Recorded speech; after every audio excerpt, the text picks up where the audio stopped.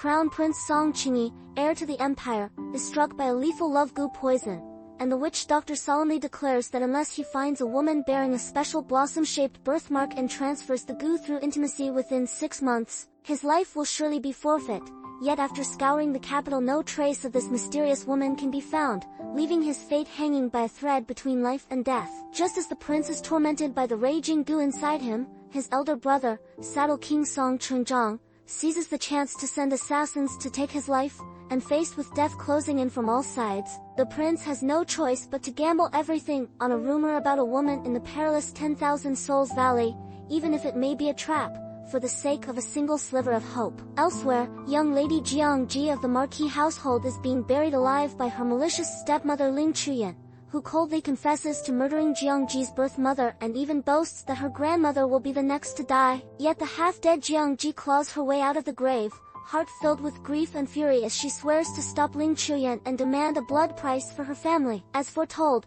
the goo flares violently when the prince enters 10,000 Souls Valley, sending him crashing to the ground on the brink of death. But at the final moment, the newly awakened Jiang Zhi stumbles upon him and hastily uses the medicinal herbs she carries to stabilize his condition, and although the prince never clearly sees her face, he keeps her handkerchief and silently vows to find this mysterious savior who pulled him back from the jaws of death. Gazing down at the handkerchief in his hand, faintly scented with herbs, the crown prince realizes this fragile scrap is his only clue to the woman who saved him, unaware that the benefactor he cannot forget will soon walk the same path of fate at his side as a grand tale of power, revenge, and love opens its first chapter. Barely escaping death, Jiang Zhi returns to the Marquis estate only to fall back into a living hell, as her vicious stepmother Ling Chuyan not only resumes tormenting her but is openly shielded by Jiang Zhi's own father, who punishes her with house laws and hurls insults at her deceased mother, causing the flames of hatred in Jiang Zhi's heart to blaze even higher. Under this humiliation, Jiang Zhi's mind drifts back to her mother's final moments, when she learned that her mother had been falsely accused of an affair with a servant and then slowly poisoned to death by Ling Chuyan, and the injustice done to her mother and unborn brother become the blazing fire of vengeance that Jiang Zhi buries deep as she waits for the right time to strike. Jiang Zhi remembers in brutal detail how her birth mother was framed for adultery, lost the child in her womb, and died in agony, clutching Jiang Zhi's hand as she urged her daughter to grow strong and bide her time. And in that moment, Jiang Zhi swore to bring every enemy to justice and make them repay their crimes in blood. Just when Jiang Zhi is being bullied most harshly, shocking news arrives from the Eastern Palace that the Crown Prince's betrothal gifts have reached the Marquis estate and that he plans to take Jiang Zhi as his secondary consort. While Ling Chuyan's daughter Jiang Mian smugly assumes the gifts must be for herself and mocks Jiang Zhi, not realizing that the gears of fate are already turning against her. To everyone's astonishment, the Crown Prince personally appears at the Marquis estate and, in the face of renewed humiliation toward Jiang Zhi, publicly declares her his secondary consort, fiercely defending her and punishing every person who tormented her. And in that instant, Jiang Zhi gains a powerful backer as the first step on her long-planned road of revenge begins. Jiang Zhi's grandmother, distressed and protective, begs her not to marry the prince whose reputation is cruel and merciless, even vowing to risk her own life to stop the match. But Jiang Zhi knows her grandmother's safety matters most, so she swallows her pain and feigns acceptance of the marriage to keep the old woman from harm. Elsewhere, Ling Chuyan and Jiang Mian gleefully celebrate upon hearing that the crown prince is grievously poisoned and that his consorts may be buried with him when he dies, eagerly wishing for Jiang Zhi's early death, unaware that the day she enters the Eastern Palace will mark the beginning of their own downfall as a greater storm quietly gathers overhead. Upon entering the Eastern Palace, Jiang Zhi is immediately met with the hostility of Crown Princess Meng Yuexi, who uses the excuse of a rainy day to force her to kneel as a footstool and deliberately steps on her to shame her.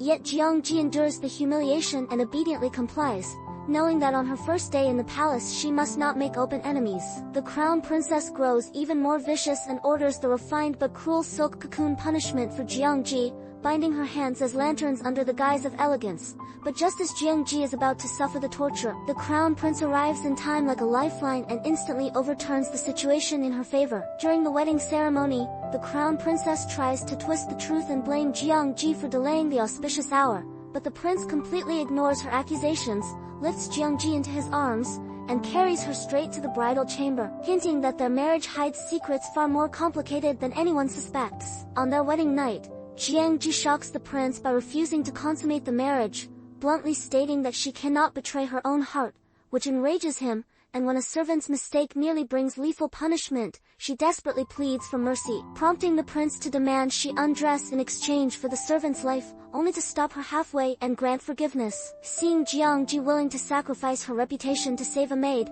the prince's gaze grows conflicted and he halts the charade, sparing the servant, understanding deep down that if he truly consummated their marriage, the goo poison would shift into Jiang Zhi's body, a torment he refuses to inflict on her even though she misreads his actions as cruelty and caprice. Later, the prince confides to his guard that he has kept his distance because he fears the love goo will transfer into Jiang Zhi if they share a bed, choosing instead to endure the poison alone, while Jiang Zhi, unaware of his reasons, slips into the Eastern Palace herb garden at night in search of a cure, setting the stage for their next fateful encounter. Disguised as a mischievous little demon child in the herb garden, Jiang Zhi unexpectedly bumps into the prince and boldly mocks his fearsome reputation, pointing out that he only executes corrupt officials and never slaughters innocents, leaving a deep impression on him as he becomes intrigued by the sharp-tongued girl who sees through the rumors. The prince becomes obsessed with finding the mysterious little demon child and orders all the palace maids to try on the bracelet she left behind. But a maid named Liunyang boldly lies that she is the girl he seeks and tricks her way into being promoted as a chosen attendant, starting a dangerous game of impersonation. To silence potential witnesses, Liunyang secretly sends killers after Jiang Zhi, but Jiang Zhi turns the trap back on her, publicly exposing both her false claim to the bracelet and her damage to this treasured keepsake, then magnanimously gifts the broken bracelet to Liunyang so she alone bears responsibility for its ruin. Unwilling to admit defeat, the crown princess forms an alliance with Liunyang and plots another scheme, arranging for Jiang Zhi to be found alone in a secret chamber with a strange man so they can accuse her of impropriety and destroy her reputation. Unaware that Jiang Zhi has already seen through their plan and is preparing a counterattack, at the height of the trap, the crown prince unexpectedly appears in the dark room, exposing Liunyang's lies and the crown princess's plot, standing firmly by Jiang Zhi's side as he publicly punishes Liunyang for both deceit and damaging the bracelet. And Jiang Zhi's position in the Eastern Palace becomes even more secure. The crown princess finally understands that Jiang Zhi is the only one who can truly suppress the poison in the prince's body, and when another brutal attack sends him to his knees, Jiang Zhi uses her exceptional medical skills to force the goo back into dormancy, earning the prince's growing respect and changing his view of her forever. While treating him, Jiang Zhi sees the prince's face clearly for the first time and is stunned to recognize him as the man she once saved in 10,000 Souls Valley, and in order to repay this life-saving grace and completely cure his goo, she resolves to return to the Deadly Valley to search for the legendary antidote known as Bilingtang. Danger dogs Jiang Zhi back into the valley as assassins sent by Saddle King ambush her again, but at the last moment the crown prince arrives to save her, and the two flee side by side through the deadly terrain, their intertwined fates growing ever more inseparable. As the pair narrowly survives, shocking news erupts in the capital that the emperor has been attacked, and Saddle King storms into the Eastern Palace under the pretense of searching for assassins while secretly plotting to frame the crown prince and remove him as an obstacle to the throne. In the midst of the palace raid, Jiang Zhi cleverly declares that she and the prince spent the night in intimate bliss and that he is still sleeping, using this excuse to block Saddle King from barging into the bedchamber, and when he presses too far, she boldly slaps him across the face, turning the tide and protecting the prince. It is then revealed that the prince was severely wounded during the valley ambush, so to conceal his injuries from the ever-suspicious Saddle King, Jiang Zhi uses expert disguise skills and false skin to perfectly hide the wounds, leaving Saddle King frustrated and forced to retreat while their mutual trust deepens. Soon after, the emperor appoints the crown prince to take charge of flood control, while Saddle King feigns weakness and refuses the duty, having already planted his own people throughout the Ministry of Works and turning the mission into a treacherous political battlefield where every step is fraught with danger. Faced with this crisis, Jiang Zhi boldly visits the crown princess at night, exposing her secret love for Saddle King and pretending to defect by offering, through her powerful family background, to become a new pawn in his camp, thereby setting a tangled web of alliances and betrayals into motion. As part of a double-agent scheme, Jiang Zhi deliberately labels her own dowry as embezzled funds supposedly hidden by the crown prince, allowing Saddle King to present this evidence to the emperor and have the prince thrown into prison, making everyone believe she has betrayed her husband while hiding a deeper plan. With the crown prince jailed, the crown princess revels in his downfall and orders torture for Jiang Zhi, trying to drive her to death, completely unaware that every move she makes has already been woven into Jiang Zhi's larger design and that retribution is drawing ever closer. Even behind bars, the Crown Prince quietly orchestrates a counterattack, exposing ironclad evidence that Saddle King has been hiding stolen funds, which enrages the Emperor and leads to Saddle King being banished to his fief, seemingly resolving the crisis for the moment. Refusing to accept defeat, Saddle King injures himself on the road to exile and pretends he has been secretly hunted by the Crown Prince, using his wounds to win the Emperor's sympathy and ultimately securing permission to remain in the capital, proving that his scheming is far from over. To clear the prince's name completely, Jiang Zhi donates her entire dowry to build dikes and publicly declares that the credit belongs to the Crown Prince, restoring his reputation among the people and deeply moving him with her loyalty and selfless devotion. Watching Jiang Zhi sleep after her exhausting efforts, the prince gazes at her with tenderness and nearly kisses her, keenly aware that though the world condemns him, she has always believed in and defended him. While Jiang Zhi feigns sleep and silently feels the depth of his growing love, Jiang Zhi's father visits her only to ignore her health and urgently ask whether she enjoys the prince's favor, shamelessly demanding that she use her position to secure him the post of Minister of Revenue, finally revealing to Jiang Zhi how selfish and hypocritical he truly is. Feigning obedience, Jiang Zhi promises to help her father rise in rank but secretly collaborates with the Crown Prince to set a trap, leading Saddle King to burst into the Marquis estate with proof of embezzled military funds and arrest her father on the spot, making him realize too late that his own daughter handed him over to justice. Panicked by the Marquis' arrest, Ling Chuyan begs Jiang Zhi for help, and Jiang Zhi pretends to hesitate before kindly advising her to take out usurious loans to cover the missing military silver, luring her stepmother into yet another carefully laid trap. Once Ling Chuyan has fallen into the snare of high-interest lenders, Jiang Zhi orders all her own shops to undercut the Marquis estate's prices by 20%, crushing their income and pushing the family into financial ruin as her stepmother drowns in unpayable debt. As expected, the lenders soon arrive to demand repayment, and in desperation Ling Chuyan sells out Jiang Zhi's whereabouts as the prince's favored consort, hoping to kill with a borrowed knife. But Jiang Zhi has already anticipated this betrayal and watches her schemes unfold from the shadows. Desperate to marry Saddle King, Jiang Mian brazenly stops Jiang Zhi in the street to hurl insults, only to be slapped hard across the face as Jiang Zhi makes it clear that she is no longer the helpless girl anyone can bully at will. At a palace banquet, Jiang Mian carefully plots to seduce Saddle King, but the Crown Princess and Jiang Zhi join forces to turn the scheme around, catching Jiang Mian in a compromising situation and ruining her reputation so thoroughly that the Crown Princess even threatens to strip her clothes and throw her out of the palace. Just when Jiang Mian is about to be utterly disgraced,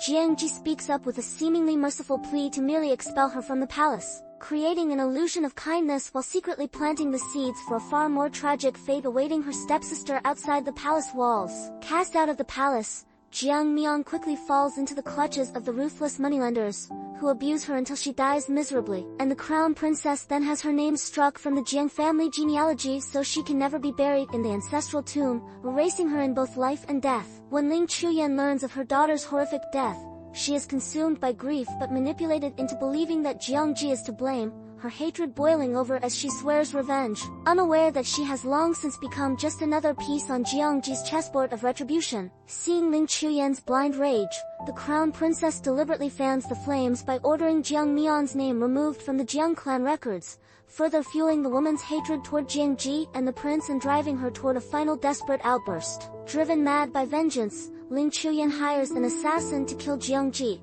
but the plot is foiled when the killer is captured and publicly identifies her as the mastermind before the Crown Prince, leaving her completely exposed and cornered. Before Ling Chuyan can recover, tragedy strikes again when Jiang Zhi's grandmother is suddenly poisoned, and Ling Chuyan seizes the chaos to accuse Jiang Zhi of using goo poison and demands that her body be searched, igniting a new crisis around the life of the old matriarch. To prove her innocence, Jiang Zhi bravely agrees to be searched, and a goo insect is found on her person, with another discovered on her grandmother's wrist, giving Ling Chuyan fresh ammunition to accuse her. Just as Saddle King arrives with an imperial token to seize Jiang Zhi and drag her away, under Saddle King's cruel whip, Jiang Zhi refuses to confess to crimes she did not commit, while the Crown Prince secretly arranges for the imprisoned Marquis to pretend to acknowledge Ling Chuyan's wrongdoing, enticing her to reveal herself and step straight into their snare. The Marquis feigns admission of his wife's crimes, drawing Ling Chuyan out of hiding, and when the Crown Princess learns that Ling Chuyan once placed goo on her as well,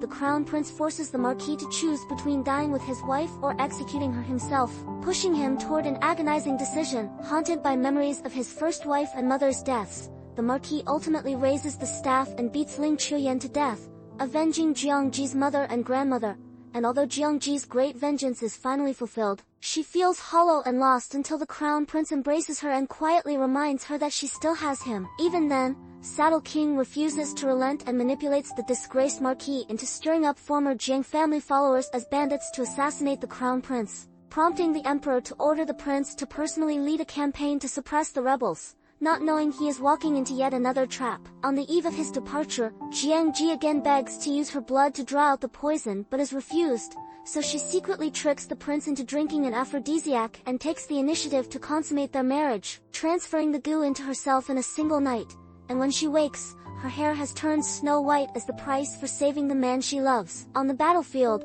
the Crown Prince allows himself to be shot with multiple arrows and fakes his death to lure Saddle King into revealing his ambitions. And as soon as Saddle King hears that his rival has fallen, he immediately launches a coup to force the emperor to abdicate and seize the throne. At the height of the rebellion, the Crown Prince appears alive before the court, publicly unveiling Saddle King's treason and shattering his dream of seizing the throne, while the Crown Princess, who has long loved Saddle King, chooses to die with him, bringing their tragic entanglement to an end. With the rebellion crushed, Jiang Zhi collapses as the goo inside her erupts, leaving her at death's door until a divine physician arrives with a rare antidote that requires the prince's personal participation, and after a harrowing treatment the poison is purged. Jiang Zhi's hair returns to black, and the two finally embrace as a couple whose love has survived every trial to reach a blissful end.